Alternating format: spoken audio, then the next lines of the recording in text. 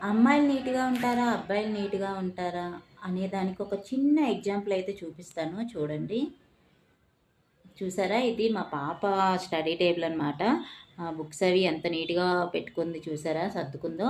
Study table కూడా weekly clean చేసుకుంటుందనమాట. ఇప్పుడు మా బాబుది చూపిస్తాను చూడండి. కంగారు పడకండి చూసాక. చూసారు కదా ఎంత చిందరవందరగా ఉందో. మళ్ళీ ఆడే సర్దుకుంటాడు. కాకపోతే ఒక 2 తిట్లు తిడితే ఆడు సర్దుకుంటాడు వచ్చాక. ఇది అంటే ఆడికి చెప్పాలన్నమాట సర్దుకోవాలి చెయ్యాలి అని. అదే అమ్మాయిలకైతే చెప్పవసరం లేదు. వాళ్ళకి ఒక ఆలోచన అనేది ఉంటుంది నీట్‌గా ఉండాలి అని కదా. ఇలా మీ పిల్లల్లో కూడా ఎవరైనా ఉంటే మట్టికి కామెంట్ రూపంలో తెలియచేయండి.